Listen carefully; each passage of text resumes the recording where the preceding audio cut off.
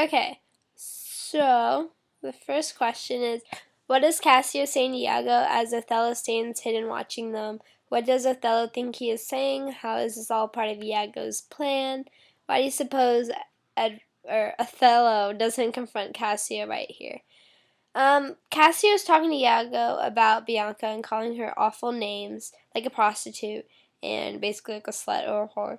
And Othello thinks he's talking about Desdemona, and he gets kind of confused and is really basically thinks that they're talking about Desdemona and how they're going behind their back. And it's more proof to Othello basically that Cassio and Desdemona were having an affair and that they were sleeping together.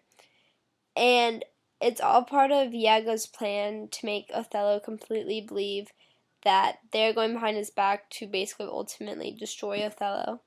I think Othello doesn't confront him right then because he wanted to kill Desdemona first and get back Cassio later, not really cause a scene, but kind of get revenge his own way. The next question is, according to Iago, why should Othello strangle Desdemona then poison her? According to Iago, Othello should strangle Desdemona rather than poison her because it was more just, it was more final, basically. Why do you think his real reasons are? Iago's real reasons are because it will bring more pain to Othello afterwards, and that's like his ultimate goal. So when he finds out Desdemona was innocent, he'll be in more pain and more basically destroyed. This third question is, how does Desdemona react when Othello calls her a whore? How does she react? Explain his behavior to herself, and are you surprised that she doesn't react differently? When Othello calls her Desdemona a whore, she's very surprised and confused because she doesn't really understand why he's being so mean, like cruel, and that she basically thinks he's under a lot of stress, is what she explains the behavior to herself. And am I surprised that she acted differently? No, because Desdemona has a very kind heart, and she's very loyal, and she just basically thinks that he's under a lot of stress, and this is like their kind of first fight that we know of, so I think she's just kind of letting it slide a little bit. The next one is Othello's lines 49 through 66 into your own world. Sorry, I can't talk. Words. Lines 49 through 66 say that he would rather basically be sold into slavery, and it exaggerates about all these awful things. He'd rather be in slavery, be enslaved, all that stuff, than have a cheating wife.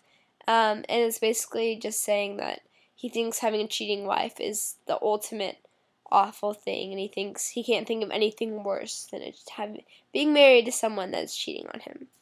Has Desdemona fallen out of love with Othello? Would you if he had spoken to you as he has to Desdemona? I don't think Desdemona has fallen out of love with Othello, because like I said earlier, it's kind of their first fight that we know of, but it probably is their first fight that we can assume. And I think it would take a lot more to fall out of love with someone. And I think Desdemona understands that, and she just basically sorry. Desdemona basically just thinks that he's stressed and that he needs some time to rest. And if that happened to me, I wouldn't probably fall out of love with someone because I think it would take a lot more. If you really love someone, you want to try to keep that relationship strong. The last question is prediction: will Othello ever believe that his wife is innocent? I think that he will find out because it's part of Iago's final plan, and that I have a feeling Othello is going to be really guilty and be in a lot of pain, and just I don't think he's gonna handle it well. Okay, that's it. Thank you.